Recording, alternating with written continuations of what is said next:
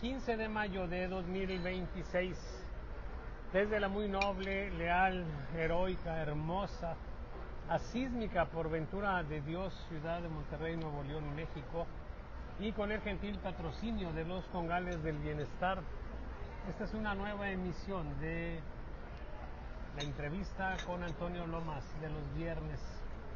Hoy es 15 de mayo, Lomas, es Día del Maestro. Así es. La profesión, o una de las profesiones más generosas, sí, sobre todo cuando estás hablando del nivel superior, aunque pues en general es toda una profesión noble, sí, de principio a fin. Les mandamos un abrazo muy cariñoso a los maestros. Yo mismo soy maestro, algunos compañeros que fueron mis alumnos se acuerdan y me mandan por ahí alguna felicitación. Hemos tenido algunos aquí en la mesa grillera que Sí, tomaron el mal camino por tu culpa de la política. Así es, son alumnos de preparatoria, he tenido alumnos de posgrado y yo les agradezco mucho, pues. Yo quise ser profesor, Toño, y por eso estudié la normal superior, ¿sí? Como complemento de mi carrera en matemáticas, porque pues quería ser un maestro, por lo menos no malo, ¿sí? Sino un excelente maestro, por lo menos un maestro pues del que no se dijera pues que era malo, ¿sí? Que era un mal maestro, un mal docente. Y creo que pues alcancé lo suficiente como para disfrutar mucho de esa actividad, la recuerdo con mucho cariño. Y bueno, si alguien de los que nos está viendo fue mi alumno, le mando un abrazo, ¿sí? Y me doy por felicitado por ustedes. Y a mis lindos maestros, por supuesto, sí. Tuve maestros de diferentes nacionalidades, españoles, mexicanos, estadounidenses, hindús, chinos. Y entonces, bueno, pues es agradecimiento absoluto pues a los maestros, un cariño inmenso. Y bueno, ya me desvié. Oye, ¿sí? no, Pero ¿sabes qué otra cosa que te quería comentar? Adelante. Es que ya están agarrando ideas afines a los Congales del Bienestar. Ya increíble. están solicitando una persona por ahí las cantinas del bienestar. Órale. Sí, pues casi estamos iguales, porque en todos los Congales es cantina, ¿no? Nada más que decir cantina es hablar de una manera, entre comillas, más decente. Bueno. Recuérdate que cuando, al menos en mi familia y en La Fama, Nuevo León, cuando yo era niño, hace muchos años, cuando al viejón se le decía, ¿a dónde vas? Voy a un lugar, es un lugar de solaz y divertimiento solo para los caballeros. Sí. Ellos no hacían congal, eran muy decentes al hablar delante de la familia. Es más, ni siquiera decían cantina. Sí, mira.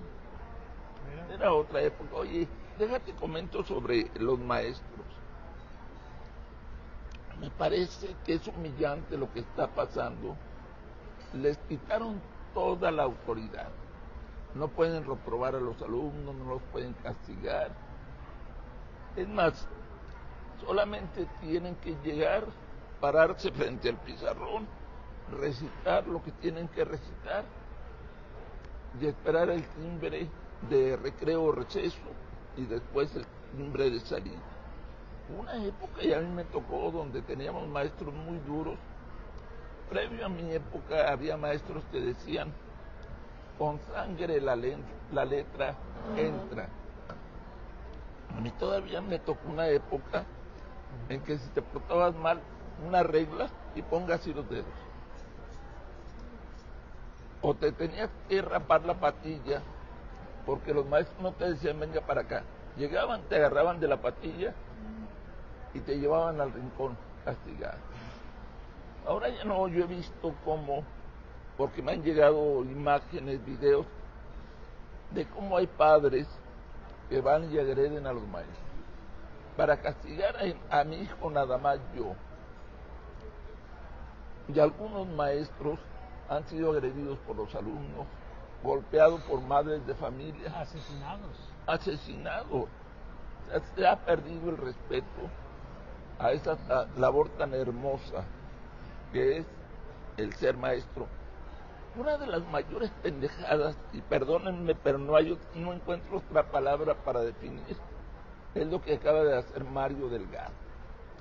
Dice, bueno, vamos a alargar las vacaciones porque después de tal periodo los alumnos ya no van a hacer nada. Simple y sencillamente van a hacerse pendejos. No lo dijo con esas palabras. Entonces hay que cerrar todas las escuelas. Se le vino el mundo encima y tuvieron que retirar esa decisión. Cuando el PRI gobernaba ese hecho, hubiera dejado sin chamba a Mario Delgado.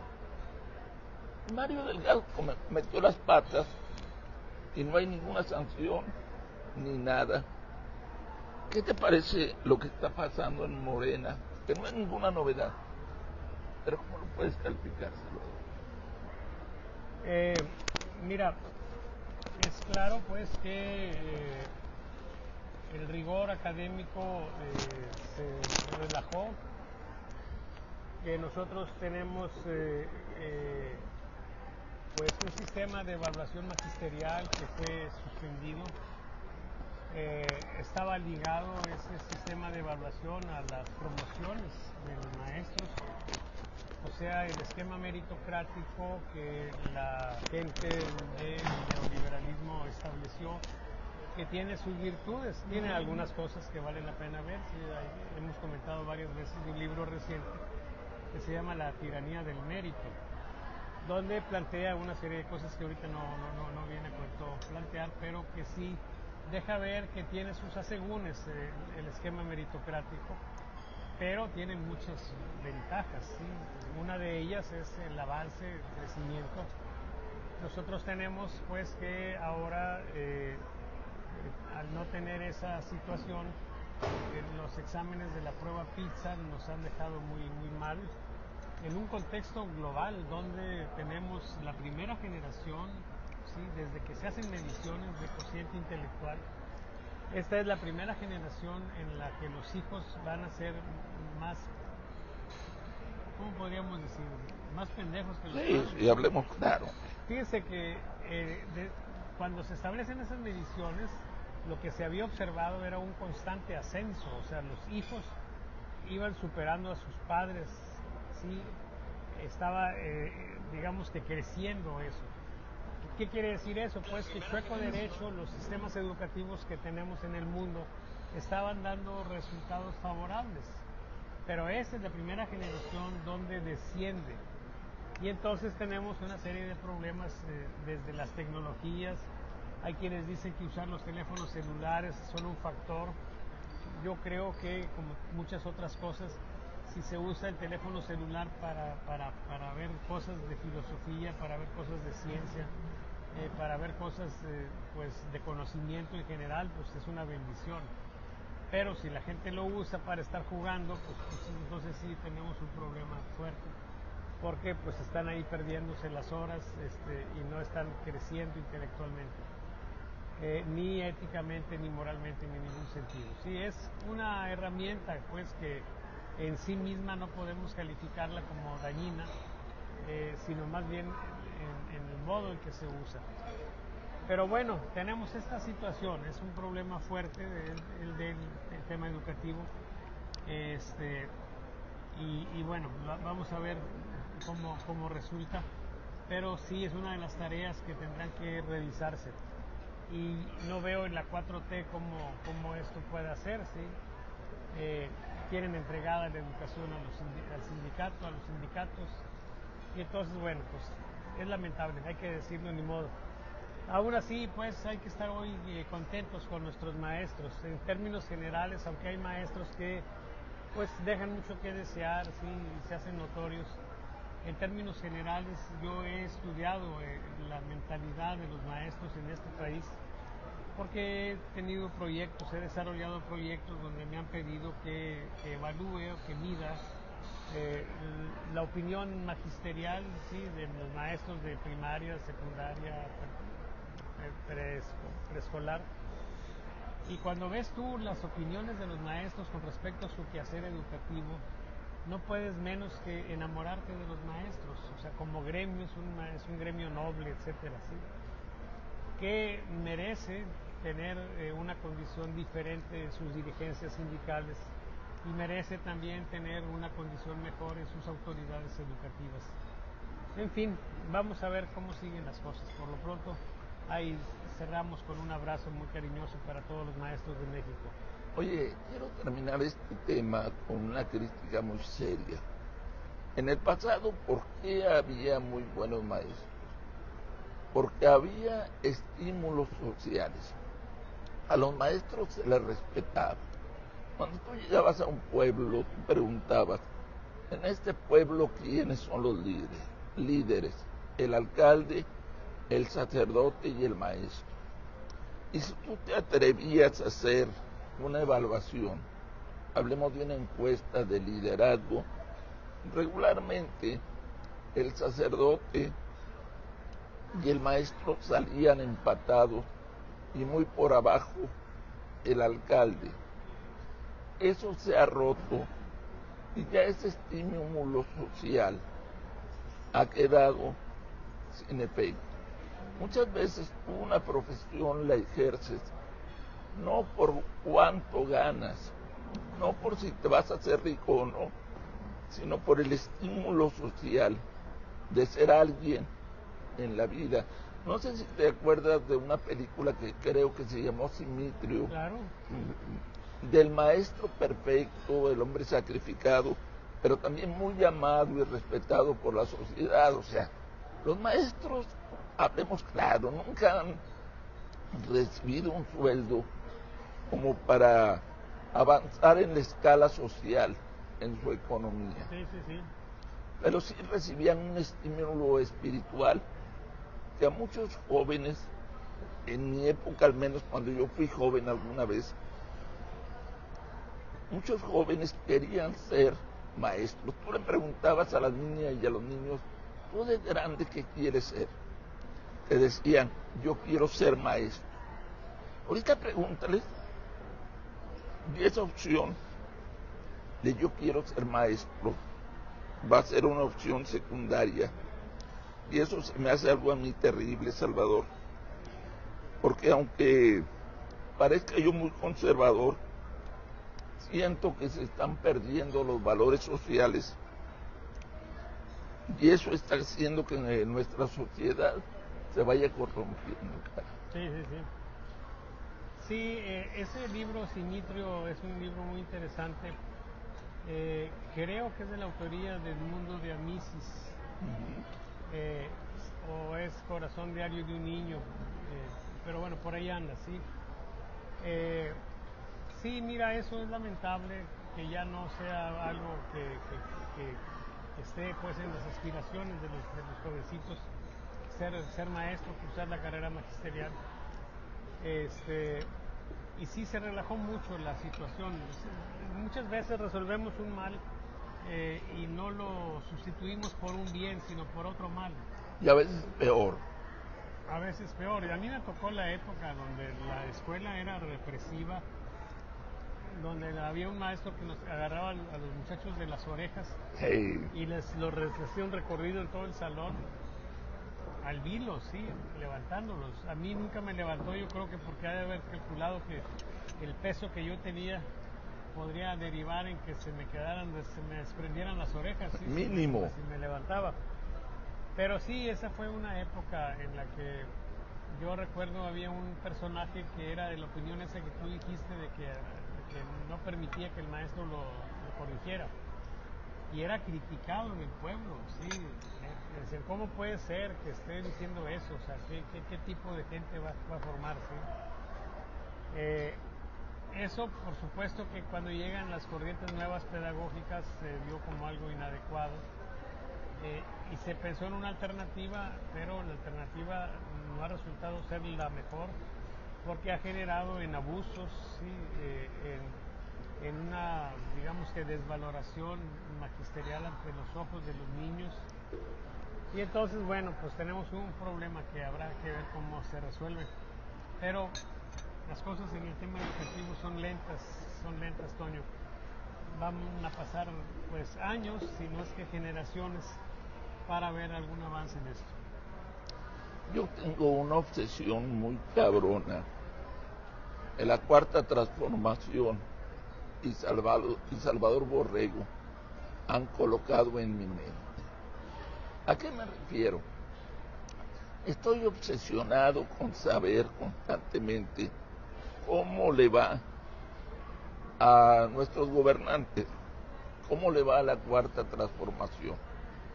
Y he encontrado un parámetro que está a la vista, pero que no se comenta, no se pone en el centro de la discusión, un parámetro de medición. Más allá de las encuestas, es un parámetro muy sencillo. Cada que la presidencia de la República decide que hay que aumentar lo que se le entrega a los ciudadanos vía apoyos sociales, quiere decir que al gobierno le está yendo mal o le está yendo de la chingada. Me llegó una imagen que dice aumento confirmado.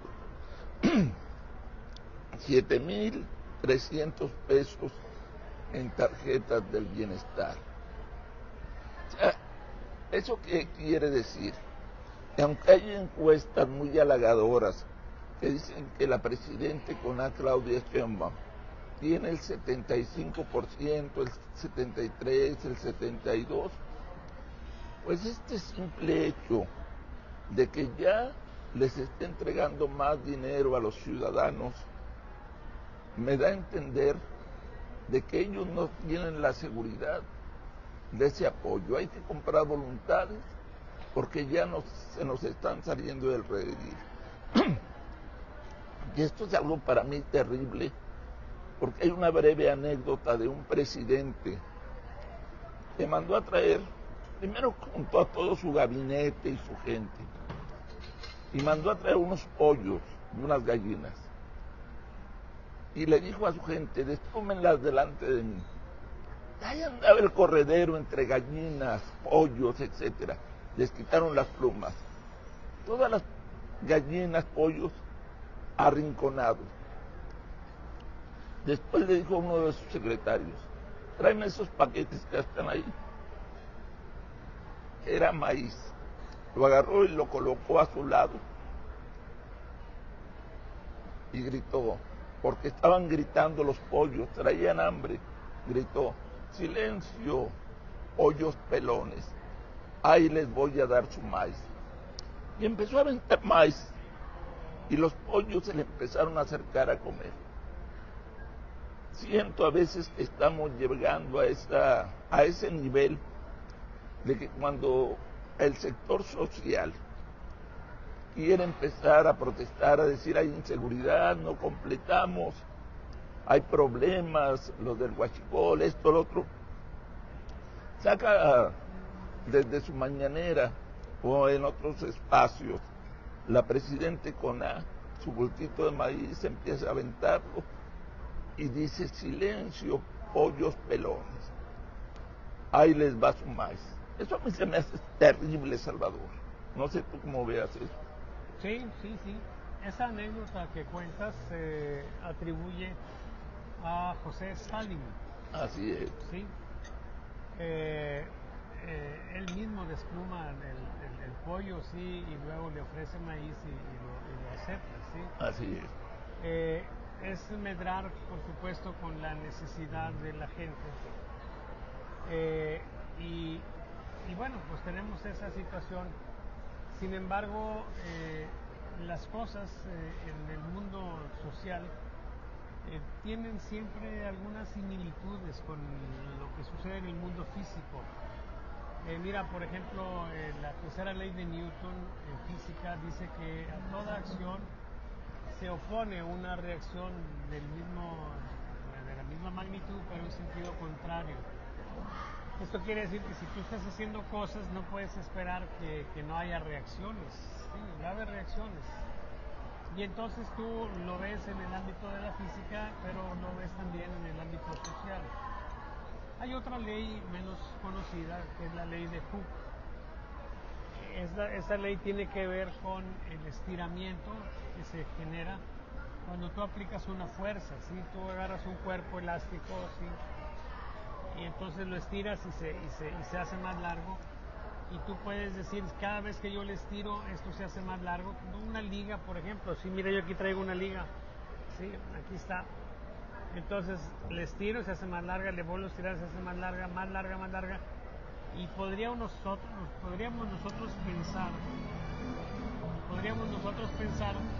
que eso es así, que cada vez que yo le aplique más fuerza se va a hacer más larga la liga. Pero la ley de Hooke lo que plantea es que hay un punto, ¿sí? Hay un punto que se llama límite elástico, que es un punto donde si le das esa fuerza al estiramiento, la liga se rompe y se acabó el juego. Igual sucede aquí, y eso la gente de la 4T debe advertirlo. Ellos pueden seguir inyectando dinero, ¿sí? Pero lo que van a ver es lo que llaman los economistas utilidades o ganancias decrecientes, ¿sí? Entonces ellos van a meterle más fuerza, pero en lugar de que siga creciendo esto, pues va a tender a bajar, hasta que incluso llegue el punto, cuando llegas al límite elástico, en que por más dinero que le metas, eso ya no va a dar para más, ¿sí? Ese es el riesgo que ellos tienen, y te puedo decir que es la única ficha que han utilizado para convencer a la gente. O sea, es una situación de una torpeza política enorme, ¿sí? Ellos renunciaron a cautivar a la gente, a convencerla, ¿sí? Lo generaron toda sobre esa base de las dádivas, por una parte, y por la otra parte la de la coerción, o sea, la del chantaje o la de la amenaza, pues, ¿sí? Y así han estado operando nuestros amigos estos de la 4T. Ahorita estamos viviendo un fenómeno pues, crucial, yo creo el más crítico que ha vivido. Los resultados, las consecuencias de esto, pues, estamos pronto para verlos, y bueno, ya veremos qué sucede, pero por lo pronto sí es claro que ellos siguen con una sola idea, ¿sí? Pero están corriendo el riesgo que te comento. Oye, Salvador, estuve analizando una situación. Nuestro país está dividido, y en estos días he salido a preguntarle a la gente si sienten que su economía está mejor o peor que el año pasado. ¿Qué es lo que descubrí? Bueno, no fui yo solo, hay un grupo de compañeros que me acompañan en esta tarea. Lo que descubrimos es que algo que se me hace muy interesante, las clases bajas, los que obtienen menor cantidad de recursos, hablan de que para ellos este año es muy parecido o tal vez mejor a el año pasado. El problema es la clase media y la clase alta.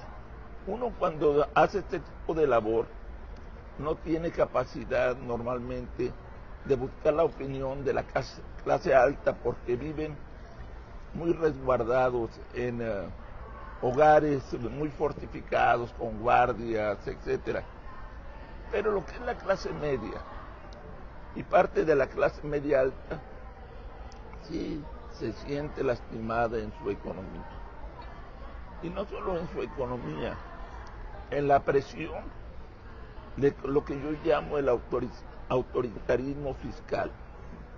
Hay pequeños empresarios que nos comentaron que ellos están siendo muy presionados con auditorías, con presiones de parte de la autoridad.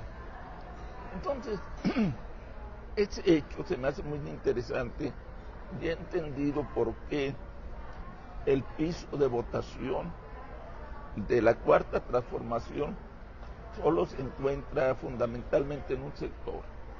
La gente de más cantidad de conocimiento, me refiero de más estudios, es gente normalmente de clase media alta. En una época varios de la clase media me comentaron que apoyaron a López Obrador, pero que ha perdido ese apoyo. Y con esto termino este comentario, Salvador. ¿Qué me dice la gente humilde, la gente de menos recursos económicos? Que ellos están muy agradecidos porque gracias a López Obrador les llega dinero que les manda Claudia Sheinbaum. Ni siquiera dicen el gobierno, no dicen, gracias a López Obrador nos llega un dinero que nos manda Claudia Sheinbaum, por eso vamos a seguir votando por Morena. No sé qué te parezca esta situación social que estamos viviendo. Yo lo llamo prostitución social, corrupción social, no sé tú cómo lo llamas. Bueno, es claro, efectivamente, que tenemos programas sociales diseñados de manera muy clara para que funcionen como clientelismo. Ellos saben perfectamente que ese dinero que están recibiendo debe de tener como respuesta el apoyo en las elecciones, ¿sí? La disposición de ánimo, y así ha funcionado. Sin embargo, lo que hemos observado también es que si bien han podido tener una disposición de ánimo favorable, eso es lo que detectamos en las encuestas, cuando tenemos aprobaciones para Claudia Sheinbaum de 70% o más, que ahí valdría la pena al rato si quieres hacer algunos comentarios, porque han salido encuestas recientes que hablan de valores mucho más bajos. Pero en general, la encuesta le da una condición muy favorable a los funcionarios de Morena, a los alcaldes, gobernadores, a la presidenta, por supuesto, y también a las ideas, pues, que propone Morena. El problema, sin embargo, es que cuando vamos a la urna, ya lo hemos comentado muchas veces, cuando vamos a la urna esos porcentajes no se reflejan. O sea que es un tipo de apoyo light, y eso ha hecho que para que gane Morena, a pesar de todo el apoyo que tiene, sí ha tenido necesidad de recurrir a fraudes, porque así es la palabra, sí, fraudes que se reflejan en la intromisión, por ejemplo, del crimen organizado, en el financiamiento del crimen organizado de las campañas políticas de Morena, y todo eso que está ahorita en el centro de la discusión por la petición de los Estados Unidos de detención con fines de extradición de Rubén Rocha Moya, Enrique Insunza y otros funcionarios de Sinaloa. Entonces, pues, ahí está la paradoja, el contrasentido, y esa paradoja se resuelve porque esa fuerza arrolladora que se muestra en las encuestas está fundamentalmente apoyada por personas que están, pues, en la condición de deterioro, en la condición social, económica más baja. Sí, lo que ya hemos dicho también muchas veces, son personas que están en la base de la pirámide de Maslow, donde las motivaciones fundamentales no son de orden político, esas son cosas muy elevadas. Ellos están preocupados por respirar, por comer y por coger, ¿sí? Aunque por lo común es a ellos a los que se los cogen, ¿sí? Sí. Entonces, bueno, esa es la situación que tenemos, una situación contradictoria o paradójica, que te dice, bueno, pues ellos siguen metiendo dinero, y tú te preguntarías por qué. Pues muy probablemente porque ya no pueden convencer. O sea, ya el discurso de ellos es muy complicado, ya ahorita están en la situación, en la tesitura de estar defendiendo a narcopolíticos, cosa que genera dudas, sospechas sobre ellos mismos. Todo el mundo lo tiene a la vista, incluso algunos lo verbalizan de manera muy franca. Entonces estamos teniendo un gobierno emproblemado, atrapado en sus esquemas, presionado por la primer potencia del mundo, y entonces pues están haciendo eso de meterle más dinero, pero cuando el dinero ya casi no alcanza, cuando tenemos un nivel de endeudamiento muy fuerte. Entonces sí, el gobierno federal está pasando una situación muy crítica, sumamente complicada, y bueno, ya veremos en los próximos días o semanas cómo se van resolviendo estas cosas, pero sí es, digamos que el peor momento para Morena, ¿sí? Ya veremos de qué manera se manifiesta, si en las urnas se manifiesta o si se ve en otras cosas. Recibí una encuesta que me llamó mucho la atención, que fue realizada del 7 al 12 de mayo por Lorena Becerra. Me informé y me comentan que ella fue encuestadora, tuvo responsabilidades en el grupo Reforma de realizar encuestas. Así es. Y hay un dato que me llama mucho la atención. Ella asegura que según los datos que ella tiene, ahora en mayo, Morena solamente tiene un 41% de intención del voto. ¿Y esto por qué me llama mucho la atención? Porque a pesar de lo relativamente baja que es la intención del voto para Morena, yo no veo una oposición fortalecida que diga, bueno, tenemos la posibilidad, porque ahí está presente, de permítanme para no equivocarme, de un 59% de potenciales votantes que nos pueden beneficiar a la oposición. Yo no veo un discurso firme de la oposición, porque le están poniendo todo en bandeja de plata. Una economía terrible que estamos viviendo, una inseguridad, cuestionamientos a nivel internacional, una presidente con A que lo único que hace es volverse un personaje sarcástico en las mañaneras, que se burla de todos. Cuando le plantean algún problema dice no sé, no tengo información. O sea, no está demostrando el liderazgo. Si hubiera una buena oposición, ya hubieran hecho pedazos a Morena. El problema es que no hay en México esa oposición. Y te pregunto, con toda la información que tenemos, Salvador, ¿tú crees que en algún momento la oposición pueda despertar y salir de ese marasmo en que aún se encuentra? Mira, el problema que tenemos ahorita con las encuestas es algo relacionado con lo que comenté hace un momento, ¿sí? Nosotros tenemos inflados los valores para Morena. Ese 41% es un 41% que, para empezar, te habla de que si tienes una aprobación de 70% y solamente 41% dice que va a votar por Morena, ya hay una merma, las mermas estas de las que hemos hablado, hay considerable.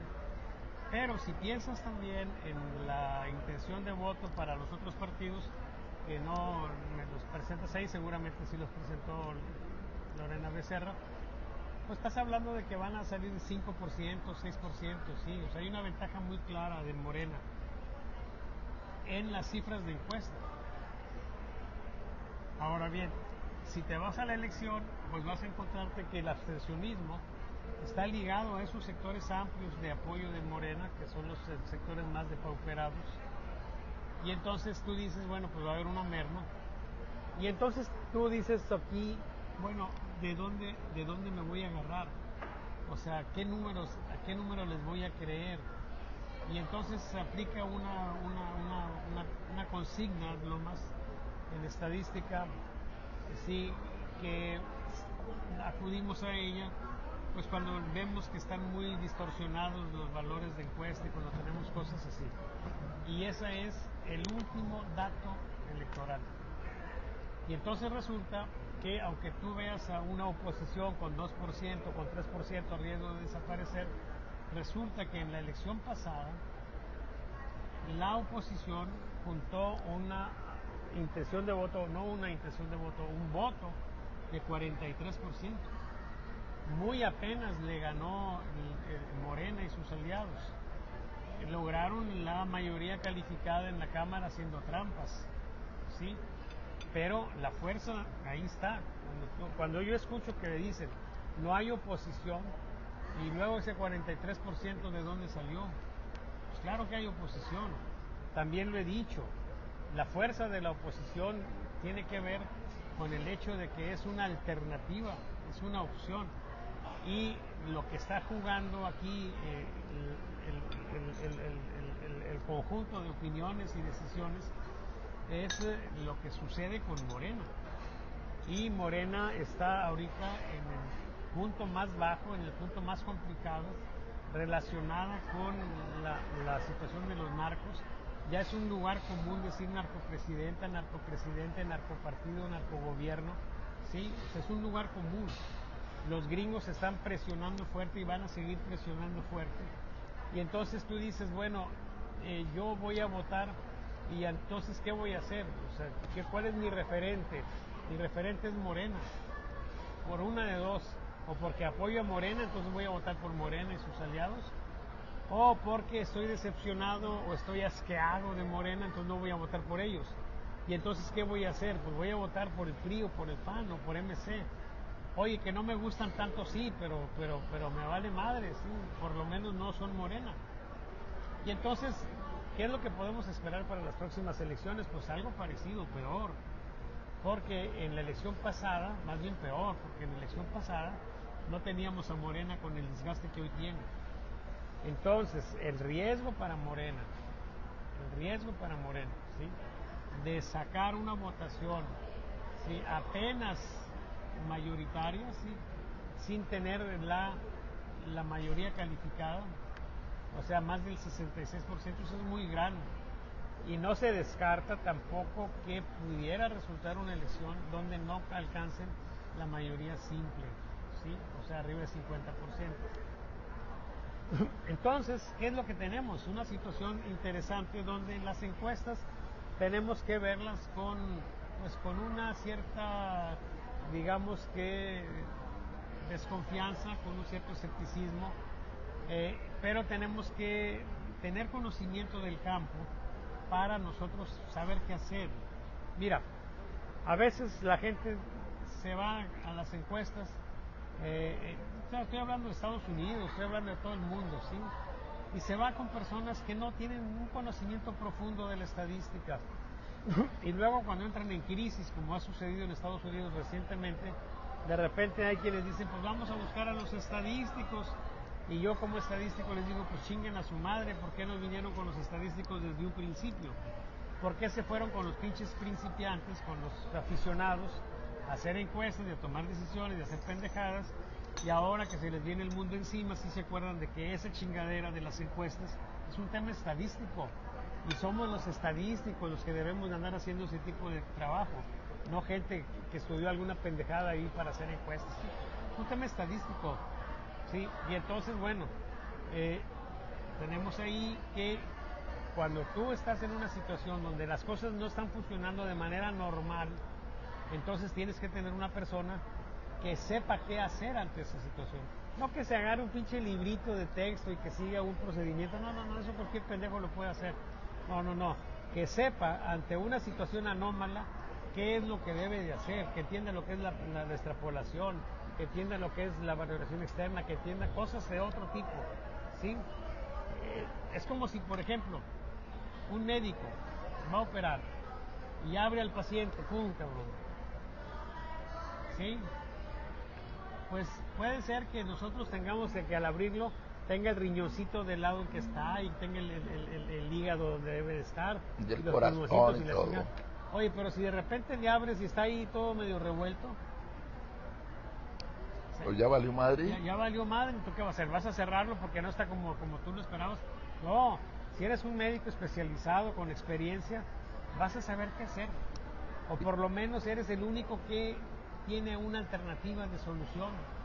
¿Sí me explico? Igual aquí. Y vas a ver el por qué está todo revuelto. Así es. Si ya estás viendo tú que estamos ante una situación donde ya perdimos las bases, los marcos muestrales ya no son tan confiables, donde ahora tenemos telefonía celular, donde ahora tenemos encuestas haciéndole al pendejo, ¿sí?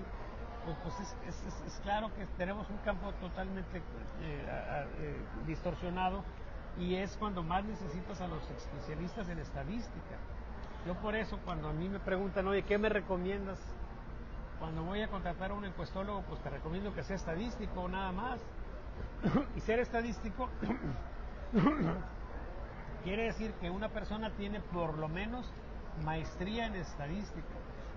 No maestría en hacer encuestas, esas son puras pendejadas. No, maestría en estadística. Sí, eso es lo que se debe de buscar. Y entonces, por lo menos maestría. Si tienes doctorado, mejor. Pero eso es lo que se requiere. Y entonces tenemos estas cosas que estamos aquí comentando, pues. Pero sí, yo pienso, para insistir en la respuesta fundamental de esto que comentas, yo creo que es necesario que tengamos como referente en las elecciones pasadas, la elección pasada particularmente, y que tengamos también claro que estamos ante esa situación, ante una demanda de participación para los analistas políticos, para los que son expertos en ciencia política, los que tienen experiencia en la política. Esas son las cosas que deben de entrar en juego para darnos una idea de qué es lo que podríamos esperar, que es fundamentalmente lo que se espera de las encuestas. Oye, sin duda alguna, uno de los factores centrales en el 2021 y en el 2024 le dieron el triunfo a Morena fue la delincuencia organizada. Y ahí está una de las preguntas centrales. ¿De qué manera va a jugar la delincuencia organizada en esta ocasión? ¿Aún tendrá confianza para aliarse a Morena? ¿Se abstendrá? O, mucho ojo, jugará aunque no le avise con la oposición? Porque muchas veces la delincuencia organizada, sobre todo cuando gobernó el PRI y el PAN, no siempre avisaba, pero muchas veces metía su cuchara de alguna u otra manera para mover la balanza. Entonces la pregunta central ahorita para mí, ¿qué papel, después de todo lo que está pasando, este desmadre que hay, qué papel irá a jugar la delincuencia organizada? Mira, Morena, para usar términos técnicos, científicos, está con las nalgas de fuera. Así es. En este tema. Entonces sería una burrada monumental que pretendan mantener la alianza con el crimen organizado. Estarían los ojos de la CIA y de la DEA y de todos los organismos de investigación de los gringos puestos ahí, y estaríamos nosotros ya ante una situación más grave, porque sería una situación reincidente, ¿sí?, en un terreno sensible, y entonces serían muy pendejos si en esta elección que viene se le da juego al crimen organizado. El crimen organizado debe de estar ahorita preocupado no por ver quién chingados va a ganar la elección, preocupado por no desaparecer. Mira lo que acaba de salir, que están haciendo operativos en la CIA para matar cabrones. Ya les pusieron un coche bomba y mataron a unos líderes medianos, pues, del crimen organizado. Y eso te deja ver que están siendo perseguidos, están acosados, están huyendo, están en retirada, están viendo cómo chingados sobreviven. Entonces yo no creo que vayan a meterse ahí. Sería un error monumental, y eso significa, número uno, que habría menos dinero en las campañas, que habría menos intromisión del crimen organizado, ¿sí? Y entonces tendríamos una situación donde se haría un poquito más pareja la cancha. Por eso yo creo que los resultados de esta elección pudieran ser adversos a Morena, ¿sí? Porque si la vez pasada requirieron del apoyo del crimen organizado y ahora no podrían tenerlo, ¿sí? Pero imagínate que lo tuvieran, lo que se les viene, pues, porque si en el 21, en las condiciones en que estábamos, hubo elementos para dar fe de que hubo ese tipo de irregularidades, en esta elección jura que eso va a ser pero muchísimo más claro, y con los juicios de estos en curso, donde precisamente se les está acusando de haber hecho ese tipo de intervenciones, pues se les vendría el mundo encima. Yo creo pues que esta es una de las cosas preocupantes en este momento, Toño, porque falta, cuando llegue la elección próxima, dentro de un año más o menos, ¿cómo van a estar? Porque habrán ya decidido cosas en los juicios. A lo mejor Rocha Moya ya se va a estar cantando, a lo mejor ya dieron más listas, seguramente muchas de estas cosas van a empeorar, y entonces pues va a estar Morena arrinconada, atrincherada. Sí, ya andan diciendo ellos, Morena, que no quieren tener a candidatos que tengan algún vínculo con el crimen organizado. Bueno, a ver de dónde chingados van a agarrar. Y ahora también a ver quién chingados va a querer ser candidato de Morena. Pues, digamos, quién chingados es una persona que está tranquila, que tiene una vida honorable, sí, porque tienen que buscar personas honorables. Ok, bueno, Morena no quiere a gente que ande ligada a la delincuencia, quiere gente honorable. Ahora la pregunta es, ¿cuánta gente honorable quiere que la liguen a Morena cuando Morena está pasando por la condición de ser un narcopartido? Oye, déjame ¿Sí? te interrumpo para algo. Esa declaración es una aceptación de un algo. Tenemos narcogobernantes, pero ya no queremos más narcogobernantes. Estamos llenos. Estamos llenos, ya no caben más. Aquí la pregunta es, primero, ¿por qué primero no te deshaces de esos narcogobernantes? ¿Por qué no haces una limpieza? Tú lo has dicho, y déjame a uno más datos. Yo sí sé que voy a convivir con un grupo de gente de la cual se sospecha el estar ligada con el narcotráfico. Pues está cabrón que yo le entre, más si soy una persona con esas características que está comentando la dirigente nacional de Morena. O sea, como tú dirías, yo no sé cómo carajos le van a hacer, que ni siquiera han limpiado la casa. Y acuérdate, hay un experimento muy viejo.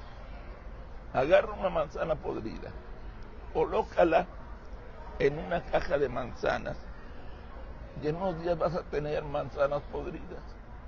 O al revés, en una caja de manzanas podridas, coloca 2, 3 manzanas sanas y ya valió mal.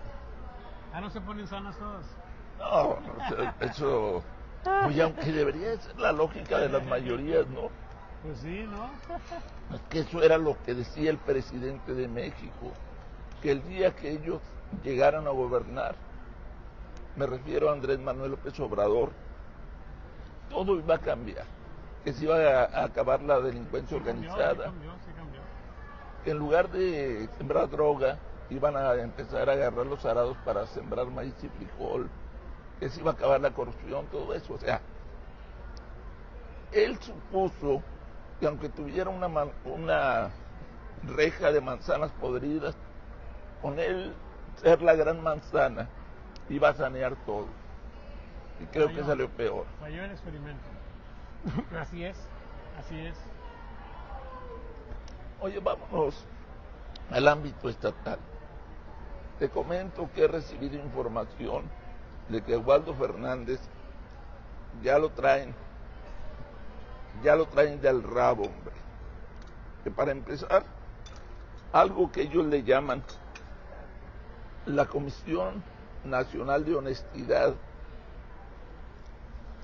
ya recibió una demanda que implica a Waldo y que lo están investigando y que probablemente lo bajen.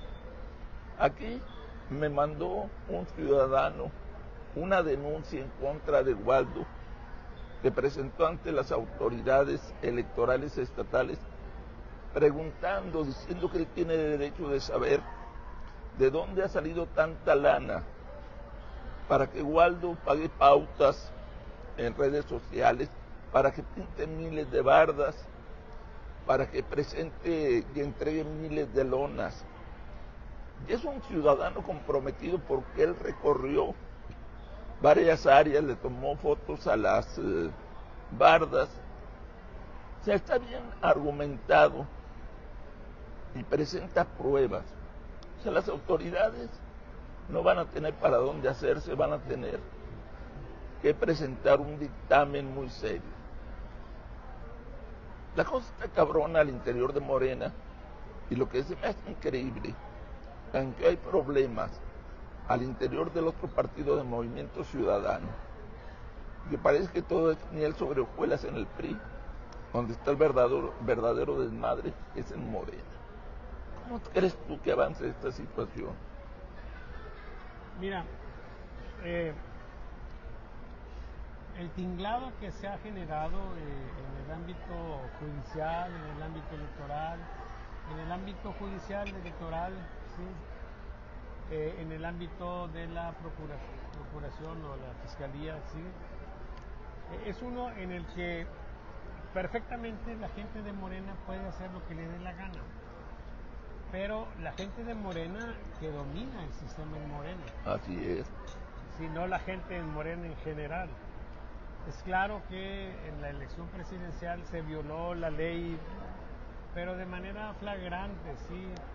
La idea de las corcholatas, la campaña adelantada de Claudia, todo eso que están diciendo. Los panorámicos que salieron carísimos, sí, las bardas. Claro, todo eso se hizo. ¿Y qué pasó? Pues que simplemente no hay forma de desacreditar eso, porque los encargados formales de juzgar esas cosas encuentran alguna manera de darle vuelta, de salir del paso.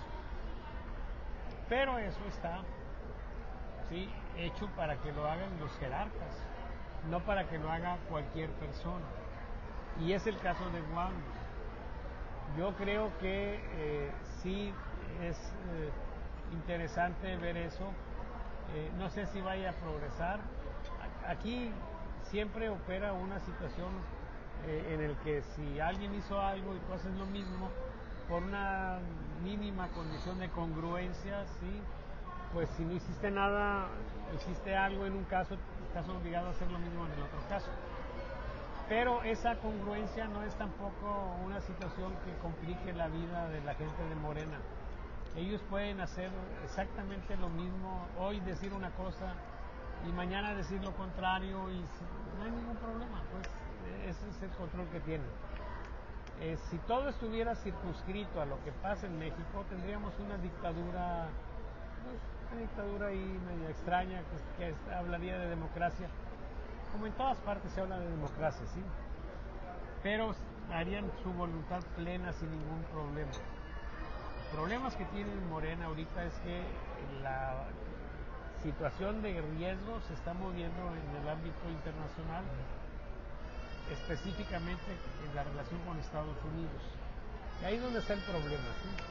Pero entonces, bueno, pues en el caso de Walde vamos a ver si predomina la congruencia, en cuyo caso desestimarían la queja, o si lo usan para decirles, así en Morena podemos hacer lo que queramos, pero nada más los autorizados. Exacto. No cualquiera, ¿sí? ¿Verdad? ¿Cómo ves las cosas tú en Movimiento Ciudadano? Cometieron una soberana pendejada los integrantes de Morena, me refiero a la dirigencia. Dijeron que un hermano de Mariana había obtenido una cantidad millonaria, que era un corrupto, etcétera, y pedían la cabeza de Mariana por eso, porque se suponía que el enlace fue Mariana. Pero resulta que todos los datos que obtuvo Morena se debía a una persona que se llamaba exactamente igual que el hermano de Mariana. O sea, yo no entiendo, no tienen buenos asesores, se están tirando a lo güey como el Borras. ¿O qué estará pasando en Morena? Yo en serio, yo los pensaba como un grupo más capaz del debate, del análisis, un grupo más congruente. Y me salieron que son demasiado pendejos. No sé si este hecho a los de Morena les vaya a afectar. ¿tú crees que les vaya a afectar en algo? Mira, la gente que sigue a Morena, sí, es muy estable, sí, y es muy impermeable a cualquier cosa de ese tipo, sí. Eso pues es una más de tantas muestras de ineptitud, de falta de capacidad, de falta de cuidado. Es un rosario el que tenemos, porque la gente en Morena, particularmente en las dirigencias, piensan que todo es fácil y sencillo, sí. Mira, por ejemplo, cuando empezó el gobierno, López Obrador pensaba que iban a poder hacer un censo de personas mayores de la mayoría que ellos habían definido para darles el apoyo. Pues claro que no iban a terminar, claro que no. Los siervos de la nación o los servidores de la nación es una cantidad enorme, ingente, sí, hacer un censo. No lo hicieron, y así como eso muchas cosas. Las obras que hicieron reflejan la ineptitud, la ineficacia. Todas son deficitarias, todas están siendo una carga al erario, todas son una carga terrible, sí, porque no funcionan y porque de repente tienen desperfectos y entonces se hacen costosos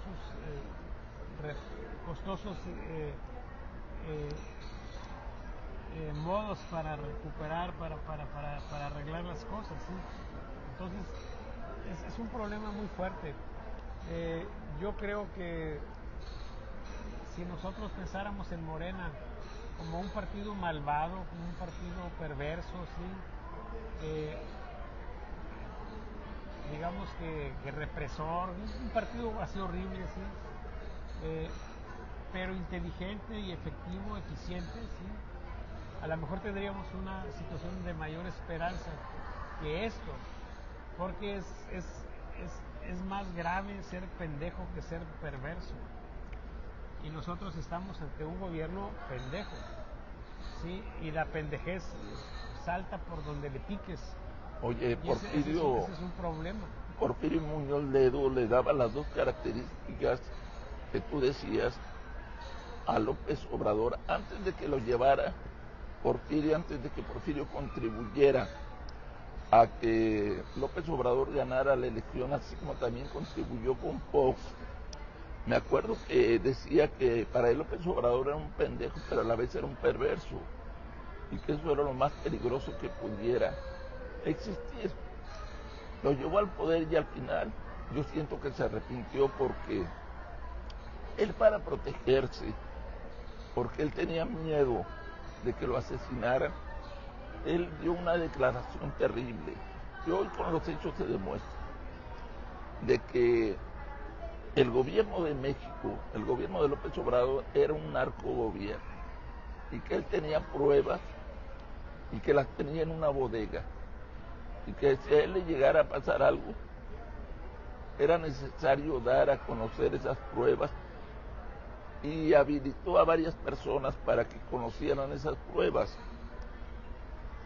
El asunto es que él murió de muerte natural, pero yo siento que el tiempo a mi maestro Porfirio Muñoz Ledo, porque yo tuve ese honor de convivir con él y considerarlo mi maestro en una breve etapa, pues la historia le está dando la razón. Él antes que nadie habló de un narcogobierno. Así fue como estuvo la cosa, ¿sabes? Sí. Interesante ese grupo de personas. Yo tengo gente, amigos muy queridos, muy queridos. El caso, por ejemplo, del doctor Alfredo Cuellar, que por cierto acaban de salir 2 libros. Un libro que se llama De las canchas a Harvard, porque Alfredo Cuellar, el doctor, fue basquetbolista profesional en Alemania y luego se hizo profesor, el primer mexicano en ser profesor en la Universidad de Harvard. Y hay un libro que explora sobre su vida, ¿sí? Que está recientemente en Amazon, así se llama, De las canchas a Harvard. Y hay otro libro que también está ya en circulación, que se llama Micropolítica, que es el campo que él desarrolló. En ese libro de Micropolítica, el prólogo me hizo el honor de solicitarme que lo escribiera. Entonces en ese libro de Micropolítica yo escribo el prólogo. Y entonces pues te decía, mi queridísimo, mi entrañable amigo Alfredo Cuellar apoyó a López Obrador para la presidencia. Incluso alguna vez comentó que él lloró de emoción cuando ganó López Obrador la presidencia. Pero muy pronto se decepcionó. Y ese es el asunto. O sea, López Obrador llegó engañando a mucha gente. Cuando se le empiezan a caer las caretas y se empieza a ver el real personaje y se empiezan a ver las decisiones terribles o tremendas, absurdas que estuvo tomando, pues entonces empiezan a decepcionar. Yo creo que está el doctor Cuellar, que lo podemos mencionar. Podemos mencionar también, por supuesto, a otro personaje que es bueno, el mismo que acabas de decir, Porfirio Muñoz Ledo. Nuestro amigo Ramón Alberto Garza, sí, él ha dicho una y otra vez que pues él era muy cercano. Oye, ese por a mí me hace terrible, después de tener una gran amistad, una gran cercanía, sí, una gran entrega, cuando a López Obrador se le cae la máscara, sí, olvídate. Yo he escuchado declaraciones de Ramón Alberto de cómo, de una manera vulgar, ni siquiera le dice a Ramón Alberto, sabes que tenemos las pruebas, tengo confianza en ti, las voy a analizar. No quiero saber nada de eso, se lo mandan a chingada. Sí. Pero así como eso hay una legión de personas inteligentes, de buena fe, que creyeron en López Obrador y luego se decepcionaron. Bueno, esto va a ir generando, por supuesto, un nivel de crecimiento y una evolución que va a terminar finalmente en que Morena tenga una situación de descalabro, pero en los tiempos modernos en los que los procesos sociales se están dando de manera más dinámica, más rápida, pues sí podemos esperar, cabe esperar que en esta elección que tenemos enfrente en el próximo año ya tengamos sorpresas importantes en ese sentido. Oye, permíteme, vamos a entrar ya a la lectura de los comentarios. A ver. Si es que no tienes algo más que agregar, aquí en mi espacio de la revista Ecos, Juan Roma nos está viendo y dice: buenas tardes, les mando un saludo, Salvador y Toño. Después Miguel Ángel Martínez: eso es mentira, infórmate del aumento chayotero, funcionario de la información, ha de ser de la desinformación lo que me quiere decir. Quiero pensar que él se está refiriendo a que me informe bien, que porque por eso o para eso no se utilizan los recursos que está entregándoles el gobierno federal, o sea, que yo no manipule la información, que son dádivas de buena fe. Eso es lo que me quiero imaginar. Miguel Ángel Martínez otra vez: desde que los maestros participaron en política son pura basura. Wow. Antes los maestros estaban separados de la política, eran verdaderos educadores, no como los payasos de ahora, que son unas ratas asquerosas que no tienen llenadera desde que empezaron a participar en política. Bueno, los maestros siempre han sido parte de la política, en los pueblos, en las ciudades. Miren, les voy a comentar algo. Cuando el antiguo PRI iba a nombrar un candidato para la alcaldía, alguno de los primeros que les preguntaba era precisamente a los maestros. Iba un delegado especial del PRI y le preguntaba al maestro y al sacerdote: oye, ¿quién crees tú que podría ser un buen candidato? Muchas veces ni siquiera los tomaban en cuenta para la decisión final, pero siempre les preguntaban, y de eso tengo testimonio. También Carlos Javier Villarreal: muchas felicidades y se ve muy rico los chilaquiles. No, yo tengo otros datos, no son chilaquiles, son huevos al albañil Y por cierto, y no es comercial porque no nos patrocina el Gran Invernadero, que es donde estamos, nos patrocina los congales del bienestar y no los desayunos. Pero son huevos al albañil y están con madre. No es para darles tentación, pero valen la pena. Miguel Ángel Martínez otra vez. A ver. Miguel Ángel. Bueno, pues son todos los que tengo. ¿Qué tienes tú? Vamos a ver, déjenme acercar esto. Vamos a ver, dice Jesús Andrés Miranda Barajas, nos está viendo. Señores, buenos días, nos dice. Elías Silva dice buenos días, señores.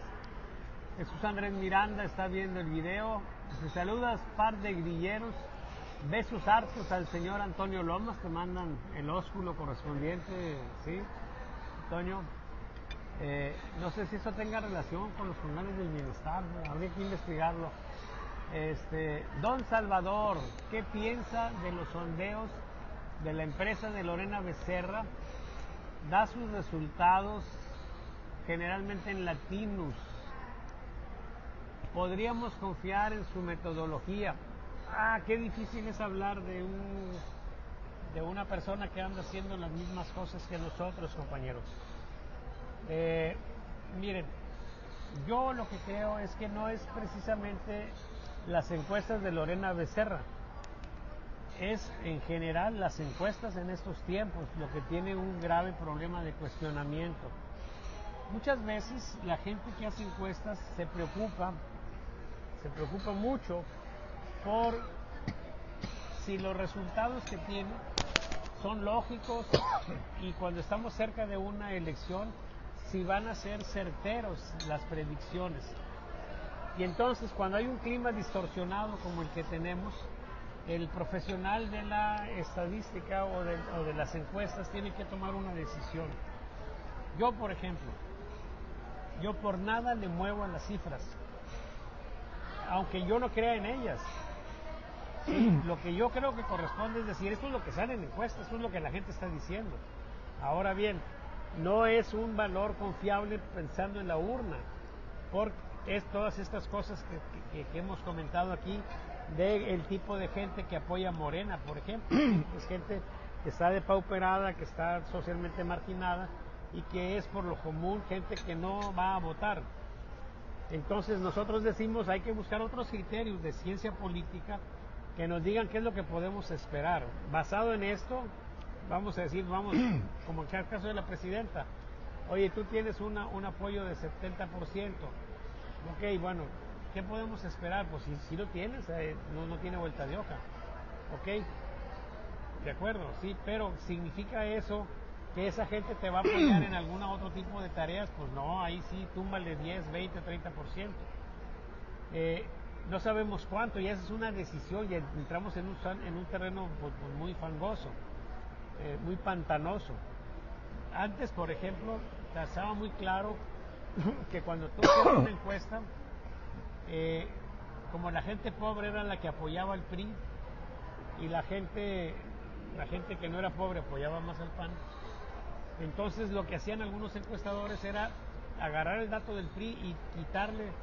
Me acuerdo que le quitaban 5 puntos al PRI, agarraban el dato del PAN y le daban 5 puntos de más para que más o menos se empataran las cosas.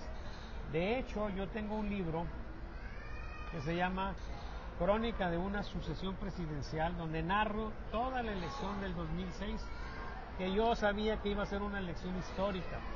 Entonces empecé desde el 2003 a medir, son 3 años siguiendo eso. Y en el resultado final queda una ventaja de Felipe Calderón sobre López Obrador de más de 5 puntos, de más de 10 puntos, ¿sí? Pero nosotros habíamos advertido previamente esos sesgos que se tenían en aquella época. Y entonces tú tenías que agarrar el valor de López Obrador y sumarle 5 puntos. Porque en esa época los pobres que se iban a ausentar estaban apoyando a López Obrador. Y agarrar a Felipe Calderón y quitarle 5 puntos. Cuando haces esa operación, la diferencia entre ellos es casi la que salió. sí, es alrededor de medio punto porcentual arriba Calderón sobre López Obrador. Y yo sobre esa base me aventuré a decir deberá ganar Felipe Calderón como ganó Felipe Calderón. Entonces, compañeros, ahorita no son confiables ninguna encuesta porque está distorsionado todo, ¿sí? Por otra parte, si he de hablar de las encuestas que estamos viendo, pues son encuestas muy primitivas. Son encuestas muy primitivas porque no tienen preguntas abiertas. Simplemente te dicen, este porcentaje apoya a este porcentaje apoya a otro, pero no te dice, por ejemplo, si tú pudieras platicar con la presidenta Claudia Sheinbaum, ¿qué le dirías? Ahí es donde verías cosas interesantes en una encuesta. O si tú dices, ¿quién es el mejor político de México, el peor político de México? O sea, hay muchas preguntas abiertas. O de todo lo que ha sucedido recientemente, ¿qué es lo que más te ha llamado la atención? O sea, son encuestas muy primitivas, ¿sí? Muy simples, pero los medios de comunicación así son triviales, son muy simples. Se mueven, ¿qué porcentaje de homicidios se movió para acá, subieron, bajaron? Eso es lo que tenemos, pues lamentablemente, ¿sí? Oye, déjame agregar nada más una cosa. A mí se me hace terrible lo que está ocurriendo. Depende del medio en que tú la presentas la encuesta para descalificarla o acreditarla. Si aparece en el norte, ajá, hay un grupo que la desacredita, sí, claro, pero hay un grupo que dice, wow, es fantástico, qué bueno, tiene la verdad. Sí. Como Lorena, a la que se refirieron, está presentándola en latino, según me dicen, a mí me llegó de manera independiente.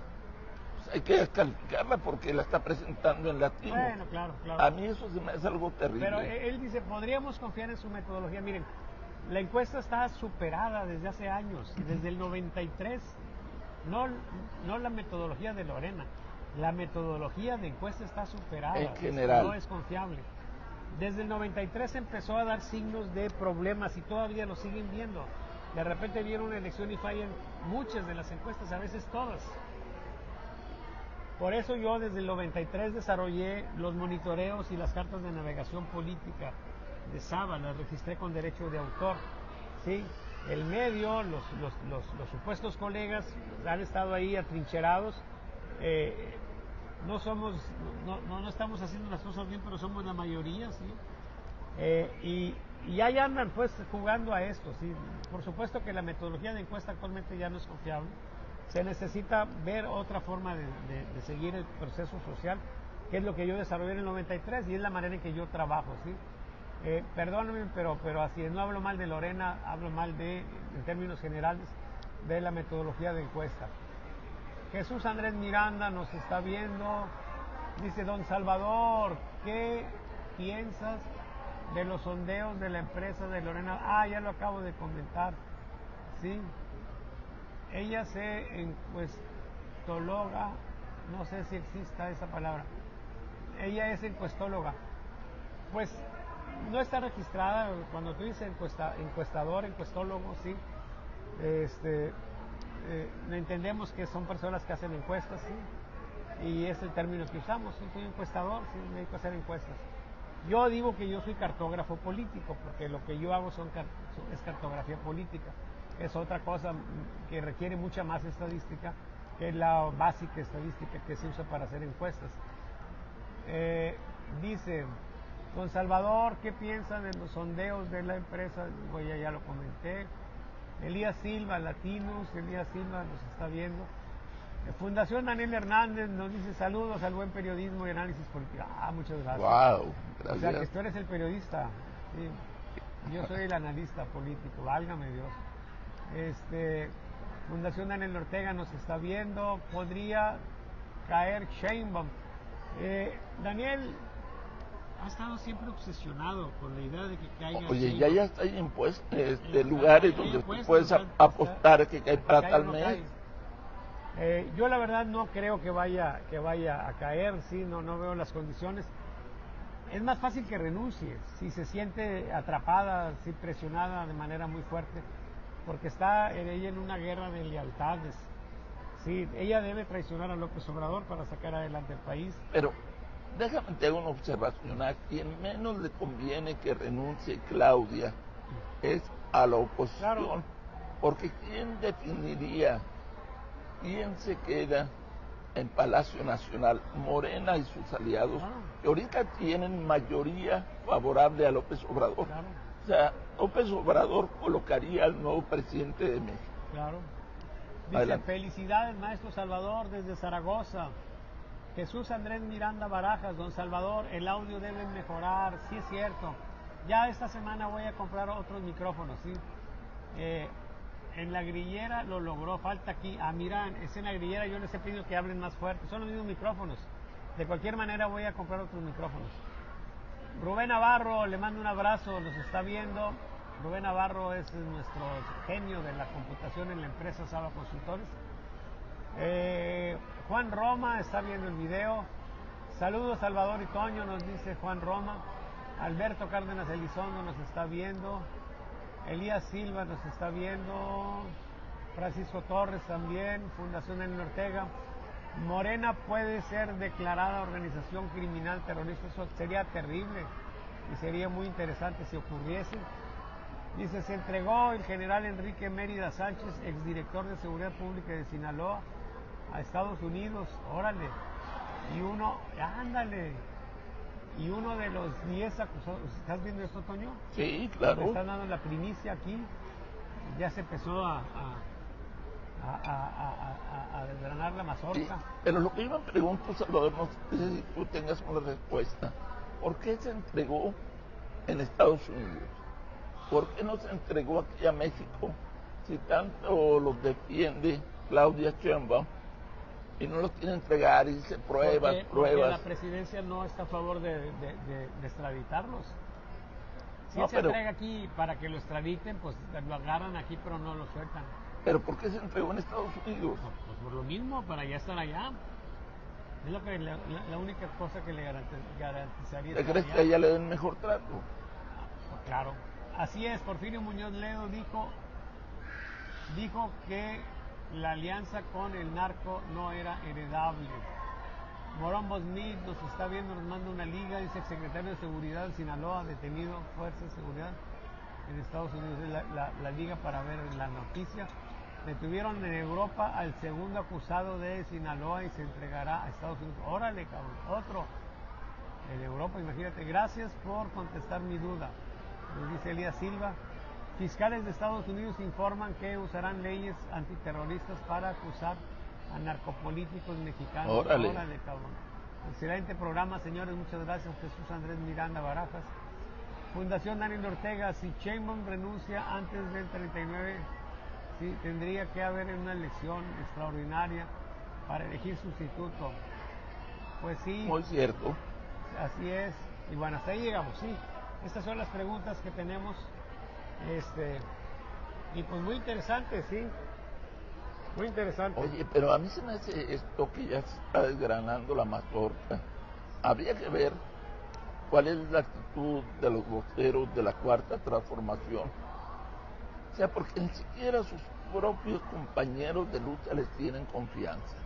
Que dicen, yo me entrego en Estados Unidos porque como ser humano me garantizan más cosas que si me entrego en México. Claro, claro. Y además, allí hay otra contradicción. Aquí se dice son inocentes, no hay ninguna investigación ni nada. Y ellos allá van y con el simple hecho de entregarse se están declarando culpables. Claro. O sea, ¿de qué se trata? Esto puede derrumbar todo el discurso de Claudia, Claro. de decir, es intervencionismo, queremos el nacionalismo, Violación a la soberanía. son inocentes, etcétera. ¿Cuál inocencia si ellos, Hay pruebas. si ellos ya están yendo a entregarse? Eso se me hace terrible. Claro. La prueba reina es la confesión. Más que nada en Estados Unidos. La confesión de parte, relevo de pruebas. Sí. Sobre todo Entonces, en Estados Unidos. Eso por supuesto que viene y le da un golpe entre ceja, oreja y madre a la postura que ha estado adoptando el gobierno ante ese fenómeno, ante ese tema. Te digo, se me Muy hace interesante, algo. muy interesante. Algo terrible. Vamos a ver qué pasa de aquí al martes en que va a estar la mesa grillera. Así es. Envía la invitación de una vez. Compañeros y amigos, ya saben, los martes a las 10 de la mañana aquí en el restaurante Invernadero de Monterrey, Nuevo León, nos juntamos para desayunar de las 10 más o menos, ¿sí? Nos ponemos de acuerdo en los temas sobre los que vamos a platicar y a las 11:30 se hace una transmisión así como esta, ¿sí? De 11:30 más o menos a 1:30, y esa es la mesa grillera. Es una mesa abierta, nunca sabemos quiénes van a venir, pero todos son bienvenidos, es lo que la caracteriza. No hay gente de una sola opinión, y es una mesa que ya tiene algunos años operando. Bueno, es todo. Bueno, por hoy solamente les digo, ya saben, ayúdenos, compartan. Nos vemos el próximo viernes en la entrevista con Salvador Borrego. El martes nos vemos en la mesa grillera para unirnos y seguir diciendo, pero hablemos claro. Muchas gracias. Hasta la próxima. Bye, compañeros.